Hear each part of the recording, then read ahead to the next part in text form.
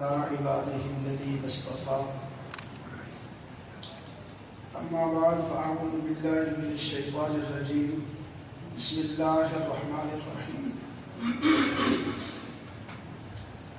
لقد كان لكم في رسول الله أسوة حسنة صدق الله العظيم اللهم صل على سيدنا ومولانا محمد وعلى آل سيدنا ومولانا محمد وبارك وسلم علیہ. انتہائی واجب الاحترام دوستوں، بزرگوں اور اسٹیج پر موجود معزز علماء کرام، میں یہاں پہ بیان کے لیے تو حاضر نہیں ہوا. انتہائی محترم نائب مولانا محمد قاسم صاحب نے حکم فرمایا، یہاں پہ حاضری ہوئی اور اس نسبت سے ہوئی کہ ایک مہینہ نبی کریم صلی اللہ علیہ وسلم کی سیرت کو سبقاً اور درساً پڑھا گیا. لائق تعریف ہیں اور تمام حضرات جو اس میں شریک ہوئے اور وہ اساتذہ کرام جنہوں نے محنت اور کوشش کر کے پورا مہینہ آپ حضرات کو سبق پڑھایا. جیسے کچھ سے پہلے قاری صاحب فرما رہے تھے، ایک مہینہ تسلسل کے ساتھ سبق پڑھانا،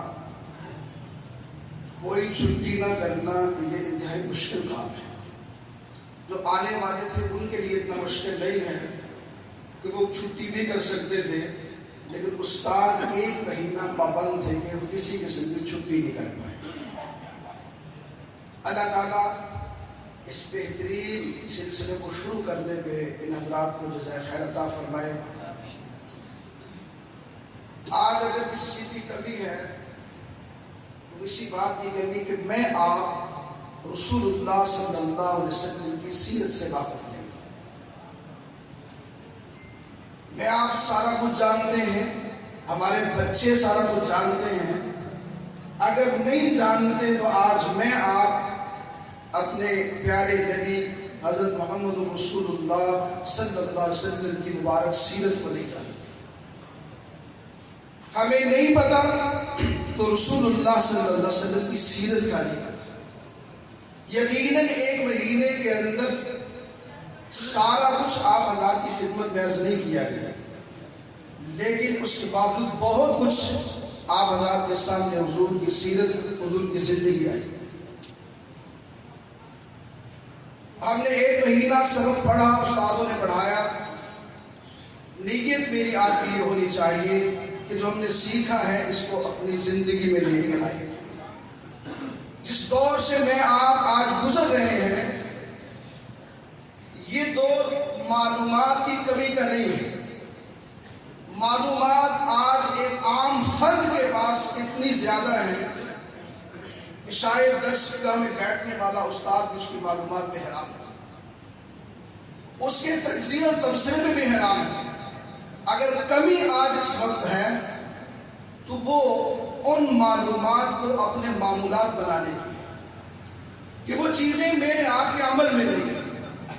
ایک مہینہ سبق پڑھنے پڑھانے کا مقصد معلومات میں اضافہ نہیں ہے، بلکہ اس کا مقصد ان باتوں کو اپنی زندگی میں لے کر آنا ہے. اور رسول اللہ صلی اللہ علیہ وسلم کی سیرت سے میں نے کہا آج میں آپ واقف ہونا ہوں. اس زمانے کا نہ ماننے والا یا اس زمانے کا نہ ماننے والا جتنا وہ حضور کی سیرت سے واقف ہے، میں آپ اتنا واقف ہوں. احادیث کی کتب میں ایک واقعہ ملتا ہے کہ رسول اللہ صلی اللہ علیہ وسلم کی خدمت میں ایک شخص حاضر ہوا کہ ہمارے علاقے میں کہا آیا ہے، آپ کے پاس اس لیے حاضر ہوا ہوں کہ آپ کچھ معاونت فرمائیں. نبی کریم صلی اللہ علیہ وسلم نے پاس کھڑے صحابی کی طرف دیکھا تو نے عرض کیا کہ یا رسول اللہ اس وقت کچھ موجود نہیں ہے. یہ گفتگو اور یہ منظر کچھ فاصلے پہ کھڑا ایک یہودی سن رہا ہے. وہ قریب آتا ہے، ساری بات سنتا ہے اور اپنی طرف سے پیشکش کرتے ہیں کہ اس آدمی کو جو چاہیے میں وہ دینے کے لیے تیار ہوں.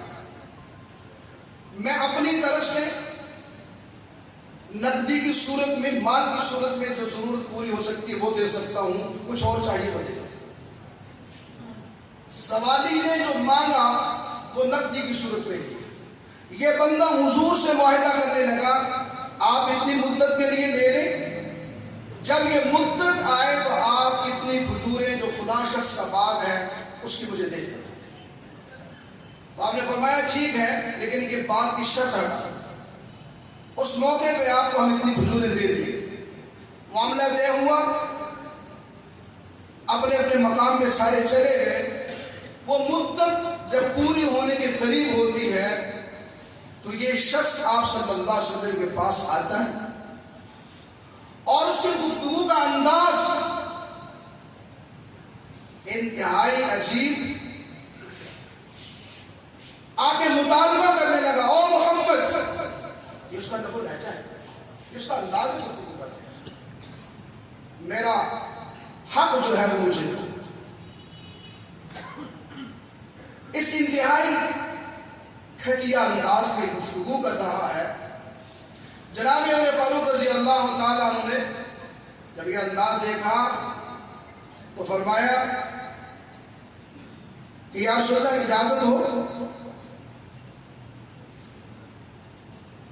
غصے سے بولے، غصے سے دیکھا کہ میں اس کا سر قلم پر اسے بات کرنے کا سلیقہ نہیں آتا.